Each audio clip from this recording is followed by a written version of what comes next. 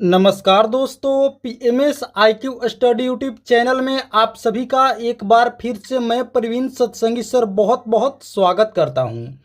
दोस्तों, आज की क्लास में भी हम लोग देखेंगे मोस्ट इम्पोर्टेंट जीके जीएस के प्रश्न। पहला प्रश्न है, किसने प्रशासनिक प्रबंधन विचारधारा के विरुद्ध वैज्ञानिक प्रबंधन विचारधारा का प्रस्ताव प्रस्तुत किया था। प्रश्न है दोस्तों कि किसने प्रशासनिक प्रबंधन विचारधारा के विरुद्ध वैज्ञानिक प्रबंधन विचारधारा का प्रस्ताव प्रस्तुत किया था। तो आप लोग याद रखेंगे, सही उत्तर होगा फ्रेडरिक टेलर ने। ऑप्शन बी इसका करेक्ट आंसर होगा। जी हाँ दोस्तों, फ्रेडरिक टेलर आप लोग याद रखेंगे, इसका करेक्ट आंसर होगा ऑप्शन बी। इन्होंने दोस्तों प्रशासनिक प्रबंधन विचारधारा के विरुद्ध वैज्ञानिक प्रबंधन विचारधारा का प्रस्ताव प्रस्तुत किए थे। क्या नाम है? Frederick Taylor. ऑप्शन बी इसका करेक्ट आंसर होगा। चलिए आगे बढ़ते हैं, अगला प्रश्न देखते हैं। अगला प्रश्न है, मदुरै शहर किस नदी के तट पर स्थित है? मदुरै शहर बताने हैं दोस्तों कि किस नदी के तट पर है। तो आप लोग याद रखेंगे वैगै नदी के तट पर। ऑप्शन सी इसका सही उत्तर होगा। मदुरै शहर किस नदी के तट पर है? तो आप लोग याद रखेंगे वैगै नदी के तट पर स्थित है मदुरै शहर। आप सभी को दोस्तों बता दें कि मदुरै शहर को दोस्तों त्योहारों का शहर कहा जाता है। आप लोग याद रखेंगे मदुरै शहर को त्योहारों का शहर कहा जाता है। तमिलनाडु राज्य में स्थित एक शहर है। आप लोग याद रखेंगे किस नदी के तट पर है? तो आप लोग याद रखेंगे वैगै नदी के तट पर स्थित शहर है। चलिए आगे बढ़ते हैं। अगला प्रश्न है, पारंपरिक थर्मामीटर में किस तत्व का प्रयोग किया जाता है जो प्राकृतिक रूप से अत्यंत जहरीला होता है? पारंपरिक थर्मामीटर में, जी हाँ दोस्तों, डिजिटल थर्मामीटर की बात नहीं हो रही है, पारंपरिक थर्मामीटर की बात हो रही है जो कांच के होते थे। तो बताने कि उस थर्मामीटर में किस तत्व का प्रयोग किया जाता है जो प्राकृतिक रूप से अत्यंत जहरीला होता है? तो आप लोग याद रखेंगे मरकरी अर्थात पारे का प्रयोग किया जाता है। ऑप्शन बी इसका सही उत्तर होगा। जी हाँ दोस्तों, पारंपरिक थर्मामीटर में किस तत्व का प्रयोग किया जाता है? तो वो दोस्तों मरकरी अर्थात पारा का प्रयोग किया जाता है। ऑप्शन बी इसका करेक्ट आंसर होगा। चलिए आगे बढ़ते हैं, अगला प्रश्न देखते हैं। अगला प्रश्न है, निम्नलिखित में से किसे अरेबियन समुद्र की रानी कहा जाता है? अरेबियन समुद्र की रानी, तो आप लोग याद रखेंगे इसका सही उत्तर होगा दोस्तों कोची को। Option C. जी हाँ दोस्तों, कोची को अरेबियन समुद्र की रानी कहा जाता है। आप सभी याद रखेंगे ऑप्शन सी इस प्रश्न का क्या हो जाएगा? बिल्कुल करेक्ट आंसर होगा। चलिए आगे बढ़ते हैं। अगला प्रश्न है दोस्तों, सौर ऊर्जा द्वारा पूर्ण रूप से संचालित विश्व का सर्वप्रथम हवाई अड्डा कौन सा है? दोस्तों बतानी है कि सौर ऊर्जा के द्वारा पूर्ण रूप से संचालित होने वाला विश्व का सर्वप्रथम हवाई अड्डा कौन सा है विश्व के? तो आप लोग याद रखेंगे कोचीन अंतरराष्ट्रीय हवाई अड्डा। जी हाँ दोस्तों, ऑप्शन ए में है इसका करेक्ट आंसर। आप लोग याद रखेंगे कोचीन अंतरराष्ट्रीय हवाई अड्डा, जो दोस्तों विश्व का पहला पूर्ण रूप से सौर ऊर्जा द्वारा चलने वाला यह हवाई अड्डा है। आप सभी याद रखेंगे कोचीन अंतरराष्ट्रीय हवाई अड्डा। ऑप्शन ए इसका करेक्ट आंसर होगा। चलिए आगे बढ़ते हैं। अगला प्रश्न है, anchor archaeological park. Anchor archaeological park कहाँ स्थित है? तो आप लोग याद रखेंगे कंबोडिया में। ऑप्शन ए इसका करेक्ट आंसर होगा। एंकोर आर्कियोलॉजिकल पार्क कहाँ स्थित है? तो आप लोग याद रखेंगे कंबोडिया में स्थित है। चलिए आगे बढ़ते हैं, अगला प्रश्न देखते हैं। अगला प्रश्न है, कैंसर शब्द ग्रीक के कार्सिनोस से व्युत्पन्न हुआ है। जी हाँ दोस्तों, कैंसर शब्द कहां से उत्पन्न हुआ है? कार्सिनोस से व्युत्पन्न हुआ है। तो बताने कि इसका अर्थ क्या होता है, कैंसर शब्द का क्या अर्थ होता है? तो आप लोग याद रखेंगे कैंसर शब्द का जो अर्थ है दोस्तों वो होता है केकड़ा। ऑप्शन सी इसका करेक्ट आंसर होगा। कैंसर शब्द का क्या अर्थ होता है? तो आप लोग याद रखेंगे केकड़ा होता है, जो कार्सिनस से व्युत्पन्न हुआ है। ग्रीक के कार्सिनोस से उत्पन्न हुआ शब्द है कैंसर। इसका सही अर्थ क्या होता है? केकड़ा होता है। चलिए आगे बढ़ते हैं। अगला प्रश्न है, सर जगदीश चंद्र बोस द्वारा पौधों में वृद्धि को मापने हेतु निर्मित उपकरण का नाम क्या है? बहुत महत्वपूर्ण प्रश्न है दोस्तों, इसे आप लोग स्टार मार्क कर लेंगे और अवश्य ही याद रखेंगे। सर जगदीश चंद्र बोस द्वारा पौधों में वृद्धि को मापने हेतु कौन सा उपकरण उन्होंने बनाए थे, उनका उस उपकरण का क्या नाम है? तो आप लोग याद रखेंगे केस्कोग्राफ। ऑप्शन ए इसका सही उत्तर होगा। जी हाँ दोस्तों, केस्कोग्राफ नाम है उपकरण का। क्या काम होता है दोस्तों इससे? तो पौधों में वृद्धि को इसे मापा जाता है। पौधों में वृद्धि को मापा जाता है केस्कोग्राफ के द्वारा। किनके द्वारा इसे बनाया गया था? तो वो दोस्तों सर जगदीश चंद्र बोस के द्वारा बनाया गया था। ऑप्शन ए केस्कोग्राफ इसका नाम है। चलिए आगे बढ़ते हैं। अगला प्रश्न है, एक फूली हुई रोटी में कौन सी गैस भरी होती है? एक फूली हुई रोटी में, तो आप लोग याद रखेंगे कार्बन डाइऑक्साइड। ऑप्शन बी इसका करेक्ट आंसर होगा। फूली हुई रोटी में कौन सी गैस होती है? तो आप लोग याद रखेंगे कार्बन डाइऑक्साइड अर्थात CO2 इसका करेक्ट आंसर होगा। चलिए आगे बढ़ते हैं, अगला प्रश्न देखते हैं। अगला प्रश्न है, किस गवर्नर जनरल के शासनकाल में भारत में रेल सेवा और डाक सेवा की शुरुआत हुई थी? किस गवर्नर जनरल के शासनकाल में? तो आप लोग याद रखेंगे लॉर्ड डलहौजी के शासनकाल में दोस्तों भारत में रेल सेवा और डाक सेवा, ये दोनों सेवा की शुरुआत हुई थी। किसके शासनकाल में?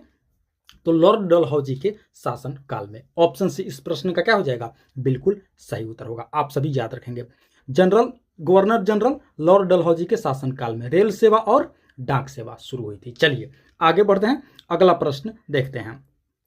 अगला प्रश्न है, मसाई मारा नेशनल रिजर्व कहाँ है? मसाई मारा नेशनल रिजर्व बतानी है दोस्तों कि कहाँ है, तो आप लोग याद रखेंगे केन्या में। ऑप्शन बी इसका सही उत्तर होगा। मसाई मारा नेशनल रिजर्व कहाँ है? तो आप लोग याद रखेंगे केन्या में स्थित है। चलिए आगे बढ़ते हैं, अगला प्रश्न देखते हैं। अगला प्रश्न है, प्लैनेट 9 क्या है? प्लैनेट 9 दोस्तों बतानी है कि क्या है, तो आप लोग याद रखेंगे बाहरी सौर प्रणाली में प्रस्तावित एक बड़ा बर्फीला ग्रह है। ऑप्शन डी इसका क्या हो जाएगा? बिल्कुल करेक्ट आंसर होगा। प्लैनेट 9 क्या है दोस्तों? एक बड़ा बर्फीला ग्रह है। ऑप्शन डी इस प्रश्न का क्या हो जाएगा? बिल्कुल सही उत्तर होगा। चलिए आगे बढ़ते हैं, अगला प्रश्न देखते हैं।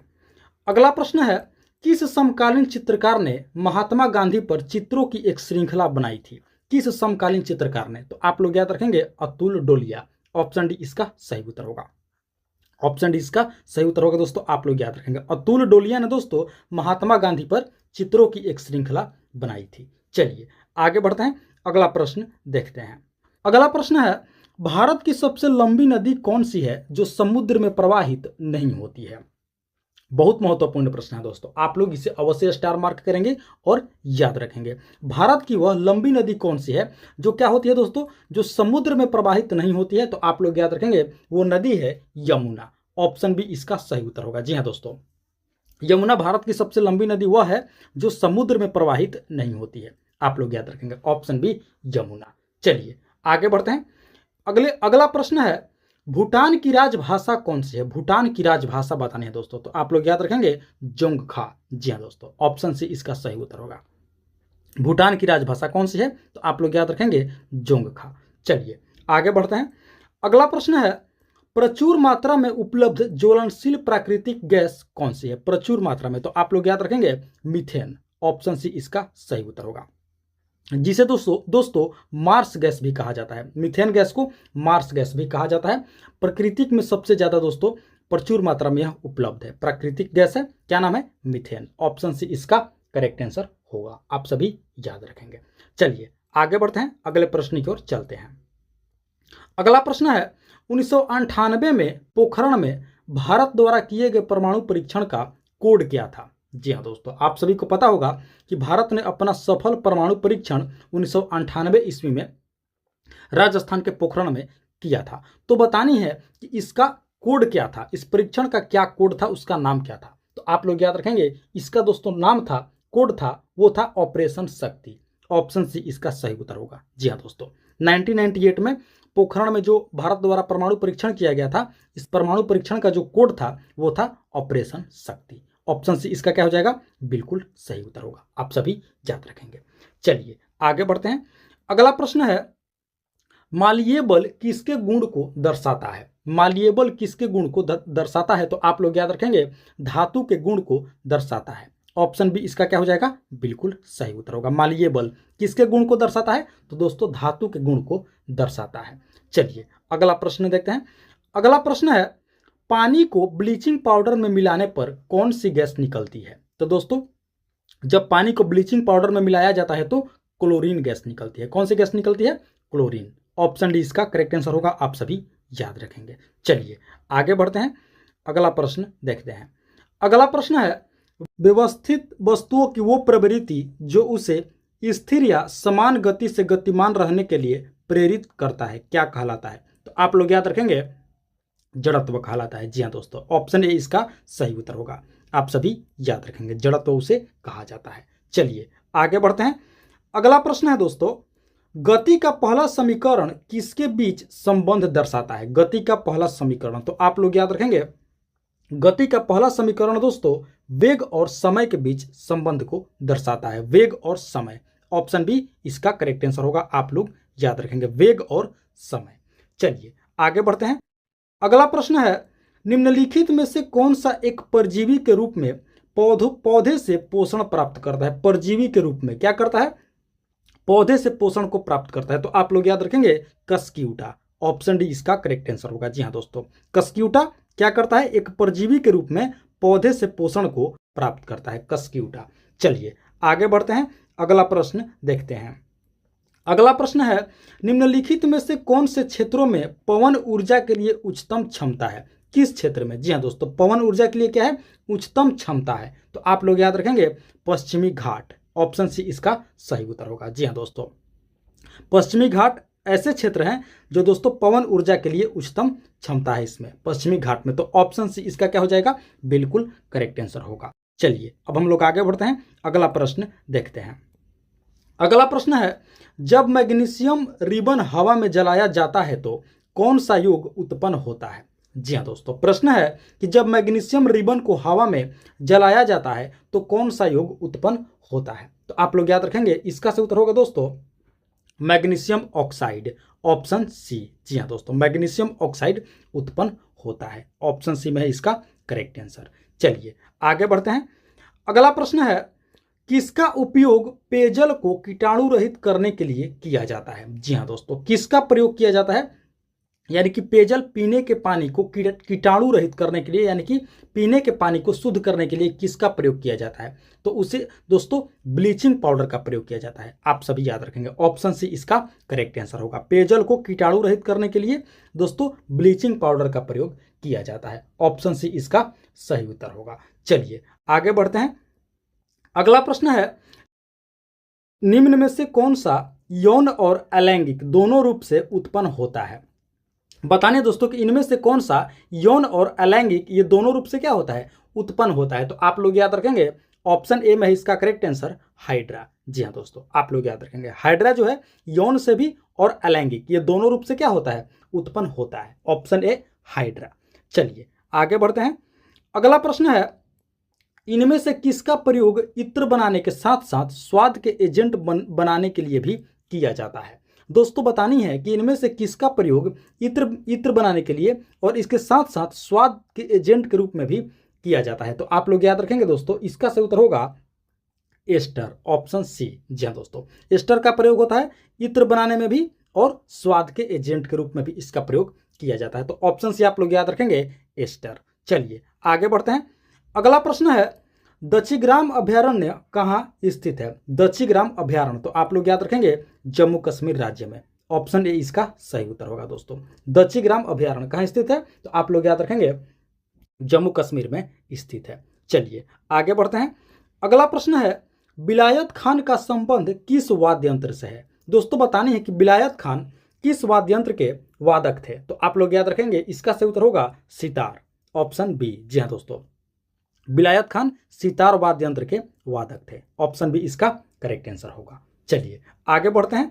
अगला प्रश्न है, नीला थोथा किसे कहा जाता है? नीला थोथा, जी हाँ दोस्तों, तो आप लोग याद रखेंगे कॉपर सल्फेट को, ऑप्शन ए में है इसका करेक्ट आंसर। कॉपर सल्फेट को नीला थोथा कहा जाता है।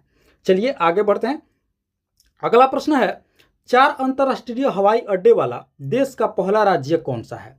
दोस्तों बतानी है कि 4 इंटरनेशनल एयरपोर्ट वाला देश का पहला राज्य, तो आप लोग याद रखेंगे केरल है। जी हाँ दोस्तों, ऑप्शन बी इसका करेक्ट आंसर होगा। 4 अंतरराष्ट्रीय हवाई अड्डे वाला देश का पहला राज्य है कौन सा? तो आप लोग याद रखेंगे केरल। चलिए आगे बढ़ते हैं। अगला प्रश्न है, आधुनिक ओलंपिक खेलों की शुरुआत किस देश से हुई थी? जी हाँ दोस्तों, बहुत महत्वपूर्ण प्रश्न है। इस प्रश्न को आप सभी क्या करेंगे? स्टार मार्क कर लेंगे। बतानी है कि आधुनिक ओलंपिक खेलों की शुरुआत किस देश से हुई थी? तो आप लोग याद रखेंगे दोस्तों यूनान से। जी हाँ दोस्तों, ऑप्शन ए इसका सही उत्तर होगा। यूनान की राजधानी एथेंस से ओलंपिक खेलों की शुरुआत हुई थी। कब हुई थी? तो ये भी आप लोग याद रखेंगे 1896 ईस्वी में पहली बार इसकी शुरुआत हुई थी। कहाँ से? तो दोस्तों यूनान यानी कि ग्रीस से इसकी शुरुआत हुई थी। यूनान की राजधानी एथेंस से, यह भी आप लोग अच्छे से याद रखेंगे। 1896 ईस्वी में आधुनिक ओलंपिक खेलों की शुरुआत हुई थी। आप सभी अच्छे से याद रखेंगे, बाकी पॉइंट को भी आप लोग अच्छे से याद रखेंगे। तो ऑप्शन ए इसका सही उत्तर हो जाएगा दोस्तों, इस प्रश्न का करेक्ट आंसर हो जाएगा। तो दोस्तों ये थी हमारी आज की रेलवे ग्रुप डी परीक्षा के लिए अति महत्वपूर्ण समान ज्ञान व सामान्य विज्ञान के प्रश्नावली वीडियो। आशा करते हैं इस वीडियो को, इस क्लास को आप लोग अंत तक जरूर देखे होंगे, एक एक प्रश्न को अच्छे से समझे होंगे और याद भी कर लिए होंगे। तो आप सभी से एक बार फिर से रिक्वेस्ट करूंगा कि इस वीडियो को आप लोग अभी तक एक लाइक नहीं किए हैं तो दोस्तों आप लोग इस वीडियो को एक लाइक जरूर करेंगे। साथ ही साथ PMS IQ study YouTube channel पर आप लोग पहली बार विजिट किए हैं तो दोस्तों इस चैनल को भी आप लोग जरूर से जरूर सब्सक्राइब कर लेंगे।